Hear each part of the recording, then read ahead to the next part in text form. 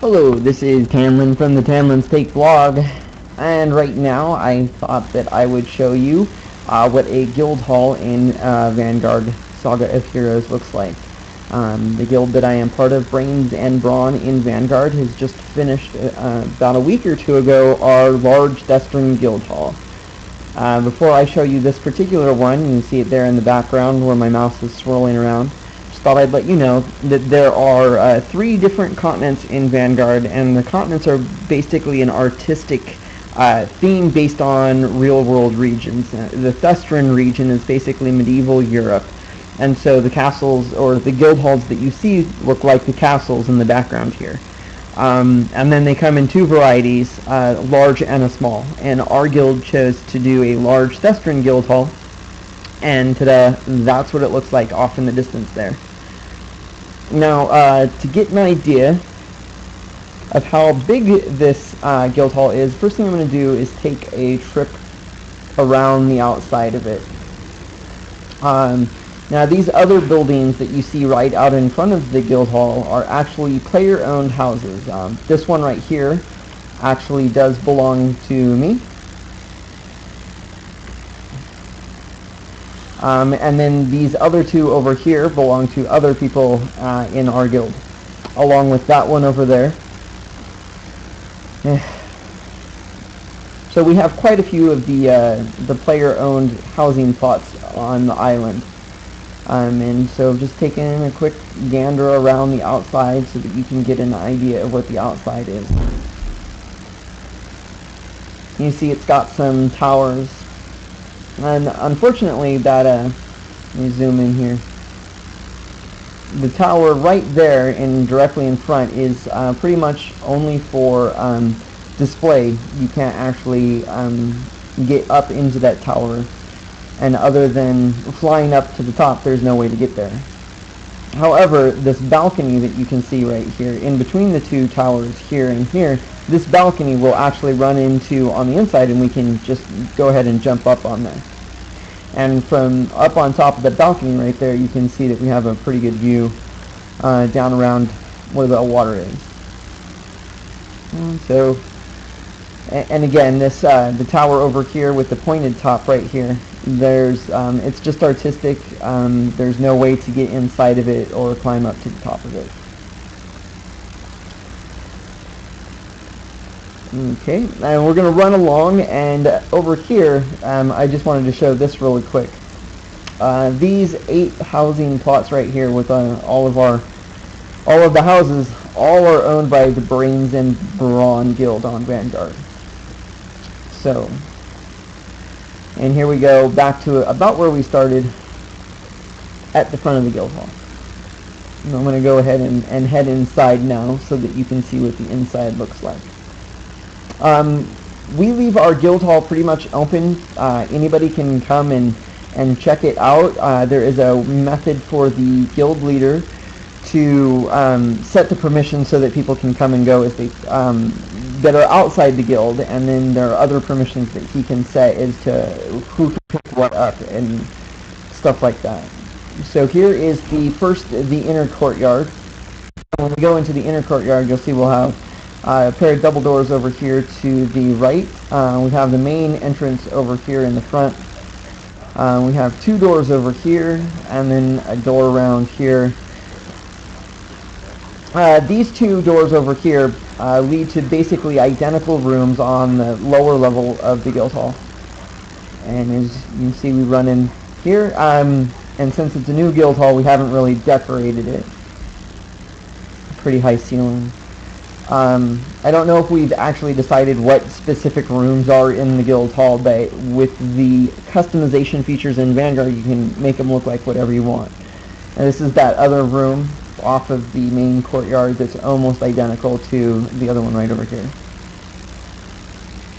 And this room right here is pretty open, and then it has a open area in the back corner that has a staircase going up to the upper level. And after I show the bottom level, we'll come back around to that so you can see what that room looks like.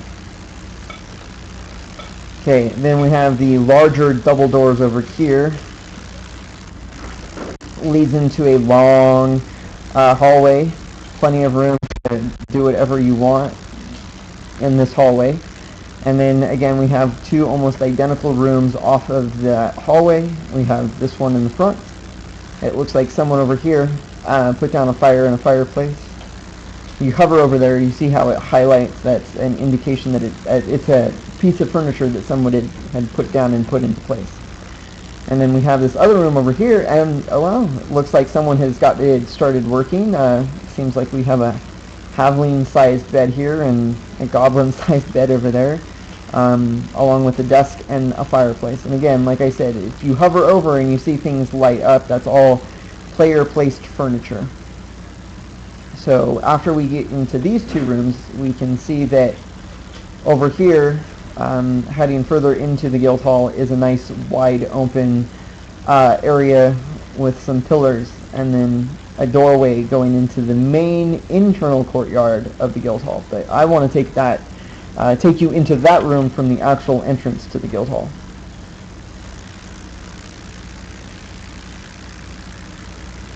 And so these big double doors open, and there you have it. This is the main guild entrance, and you can see there's a spiral staircase going up to the second floor over there, and then over on this side we have three fireplaces put down now. When we first started, we only had the one.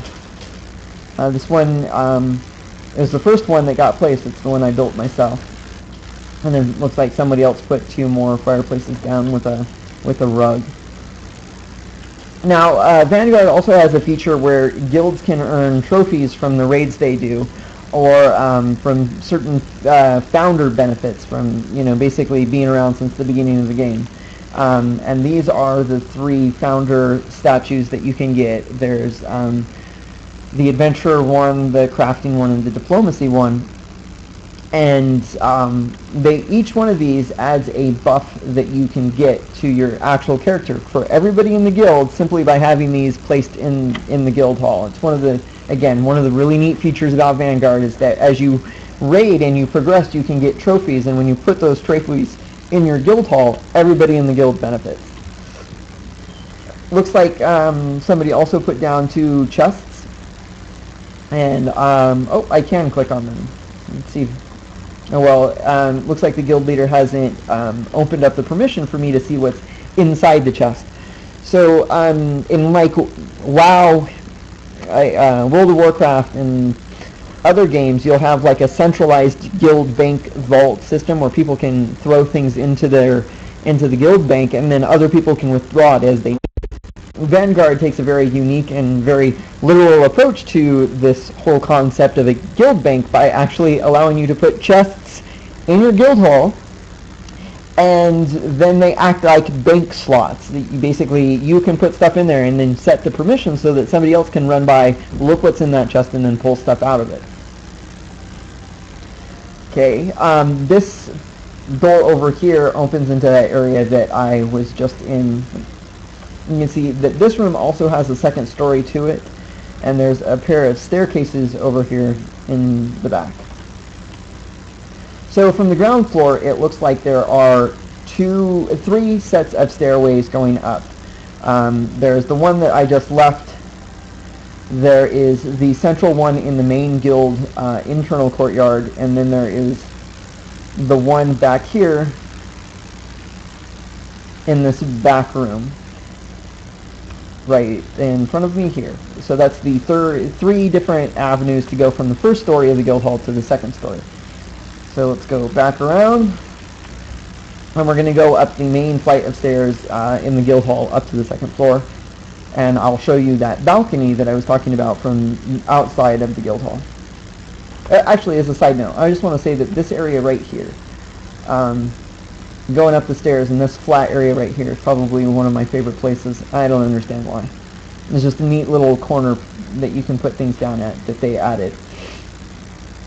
So going up to the second floor, and then you go to the double doors directly on the other side from the main entrance, and you go to the balcony on the back side of the guild hall, and you can see what's outside. See what's out back. Okay. And we're going to continue running along over here to this side of the guild hall. And it has a doorway into this open area. The room, we have not yet even decorated it or decided what we're going to do with it. But if we run down the stairs, you can see that this is that room that we were just in. And these are the stairs going down to the first floor. And then we have a door over here, and if I remember correctly, this door goes to an outside second floor open area over the courtyard.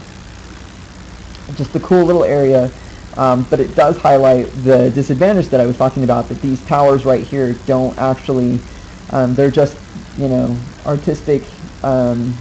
They don't actually do anything. You can't actually go inside of them. But that's it for this side of the guild hall. We've seen all the rooms and where all you can go. And go around here. Oh, I forgot, there's a front balcony. So there's the main entrance right here in front of us. The main entrance, and this is the front balcony where you can see what's going on in the courtyard below you.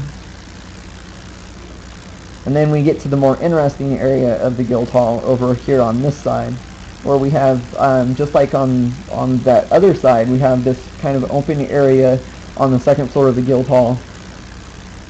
It has the open area for looking outside of the guild hall right here. And it has the room. And this is where the third set of stairs comes up from that back room. That's pretty much all there is to the guild hall, except this is the door that we came into to get onto this side of the guild hall. What we have is another kind of half level down, and we come to this room over here. And this room here, we've already decided this is going to be our war room. For whatever reason, we decided that this one's the best. I think I kind of understand the reason. It's because this is the only room on the second floor that only has one entrance. It's basically a self-enclosed room on the second floor. All the other rooms that you run into either have like another opening going to some other part of the guild hall, or it has a set of stairs going to going down to the first floor. So that about wraps it up. That's everywhere you can go in the guild hall without having a flying mount, and since I don't have a flying mount on this character, I can't fly up to see what's on the top.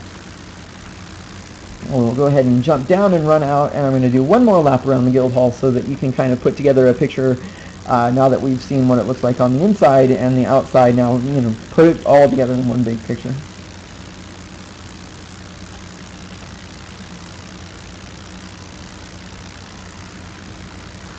Alright. So again, that big round area right here, well, it's kind of a semicircle-ish tower. You think that there would be more to do with it. Same with that tower right up there, but it really doesn't do anything. Now, there is only one server in Vanguard. It's the Tannlin server, so it's basically, there's only one rule set when it comes to like PvP or RP PvP servers. That Vanguard doesn't have any of that diversity. It only has the one rule set, which doesn't allow for PvP. Which is a shame, really, because when you get around to making an epic building like this with an incredible amount of work, the natural inclination is well, like, wow, that looks like a really defensible position.